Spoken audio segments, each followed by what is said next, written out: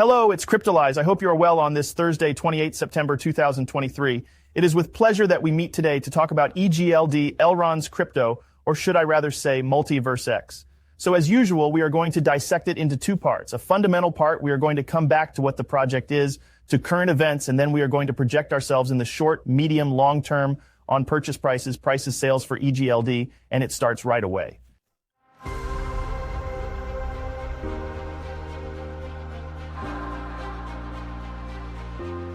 To quickly present what the ELROND MULTIVERSX project is, in fact, it is a level 1 infrastructure blockchain, which aims to be able to offer effective blocks to developers to build decentralized applications on their infrastructure. That's clearly it. It is a level 1 blockchain, very low cost and relatively scalable for a new project. We have more than 3,200 validators, and we are in a project which was born in the wave that we experienced precisely in 2020 minus 2021 from the Ethereum killers. They are detached from this image at a rapid pace, especially with regards to rebranding, which generated a significant amount of attention and discussion last year. There was a substantial amount of discourse surrounding the fact that it is now referred to as multiverse things. Moreover, there has been a complete overhaul of the brand image, encompassing a new website, a new name, and the introduction of the concept of the potential for development. We will see the X portal, which allows access to all the information which is precisely linked to the MULTIVERSX. And overall, it was the opportunity to do a total rebranding of all the applications and what revolved of the ecosystem which revolved around MULTIVERSX, okay, with precisely X Wallet, X Explorer, X Bridge, X Lashpad, and so on, etc. Their principle was really to unify everything under a single name and generally promote mass adoption. The simpler it will be, the more it will be adopted, the use, for example, here of their different portals. In particular, the MULTIVERSX application is really very easy to use. It's really simple. And so there we have simplicity, we have efficiency, and that's exactly what they're trying to build, namely that they've already managed to attract a lot of developers, in which we already have an ecosystem that is really impressive, where we have many, many people, and it continues to build, okay? So we really have a lot of things. The idea was to build a great application. That's kind of the idea. I've previously communicated with you multiple times through Twitter and various other platforms. In general, I believe that MULTIVERSX encompasses a wide range of functionalities, including social networking, online shopping, voice and text communication, as well as monetary transactions. Essentially, this project aims to cover all aspects of communication and interaction. In terms of technology, we are in something that is rather solid with very low transaction fees and scalability that can go up to 90,000 transactions per second. So I put in quotation marks because this is what is noted in the different papers, but which has not been proven in net hand. It is really on the net test, in which they use what is called the sharding. So they have a version of sharding which is a little bit different, but it's a bit the same principle, the principle of sharding. It's breaking down the main blockchain into several blockchains. That is to say, instead of having a big blockchain which has a big pipe like that, I'm going to have, in fact, lots of small pipes, which will be the ones to the others intertwined, and in which I will have all of this as a blockchain. So the advantage is that we will have transactions which will take place on several small ELROND blockchains, which will form MULTIVERSX. In terms of news, we have a few things. We have here normally the X Day, which will arrive 2023. Which is the conference specific to MULTIVERSX, which will happen on October 19 and 21st. So we can assume that we will have news, we will have anticipation, and if ever we are in a market vector which is rather positive in October, which is normally the case, in October we have rather a bullish acceleration, a form of breathing. If we really have that in October, at that time we could expect precisely a bullish acceleration at the level 2 fins, and precisely we will discuss it in the technical part, which is very representative of what we were able to know about level 1 blockchains in the last bull run, with an accumulation phase which lasted for a certain time.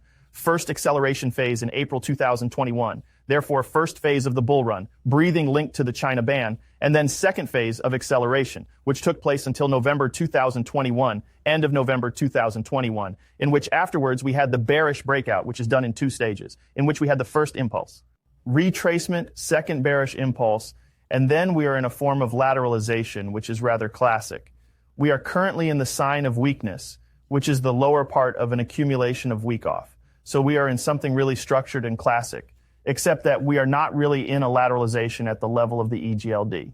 And that's a little bit of what's annoying technically, is that we're still in this descending channel phase here where we sees that we are really in the process of structuring an SC, an ST, an STB, and a spring.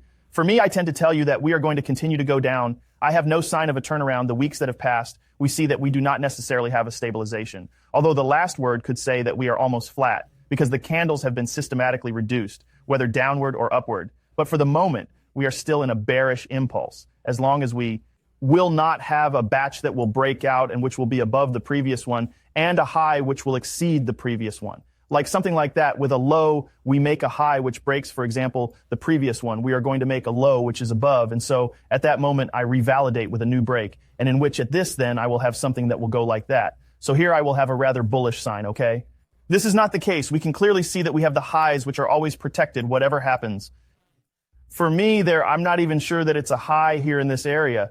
So we're going to take a little step back from that, but we're really in this dynamic where for me, we're always sinking. Yes, we can go and touch the lower part, like retouching the upper part here, but overall, we are still in this downward continuity, and it will remain as long as we do not have a break of structure or relatively strong news to tell ourselves that we go look for more.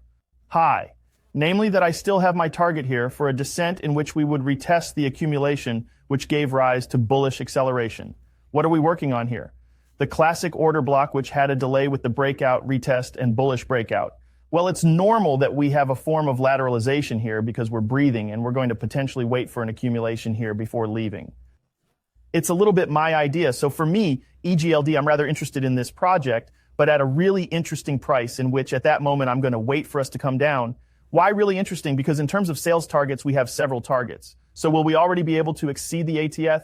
I want to tell you, yes, it is entirely possible from the moment we have an injection of liquidity that we have a bull run, which is stronger than the previous one, in which we have behind the incentive which is given by the protocol. And at that moment, we could set targets which are even higher than the AT8s and potentially look for a large 3 Elliottist wave with a 1.618 with an LGLD in the $900.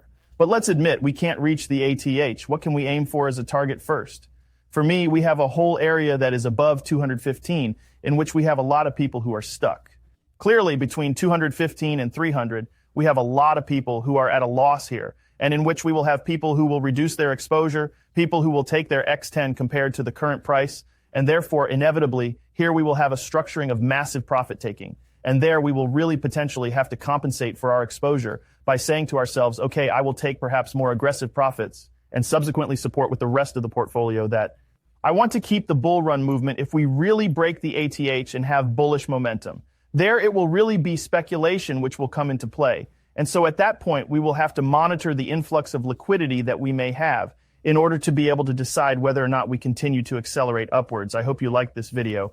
If so, don't forget to leave me a like and a comment. It always makes me very happy, and it supports the work that I'm doing, and we'll see you again. Don't forget Sunday O'Near, October 18 for a live. It's been a very long time since I've done one, so it's with pleasure that I'll see you. Lots of things on the program for this live. So Sunday O'Near, October 18, and we will meet tomorrow 7 for the daily.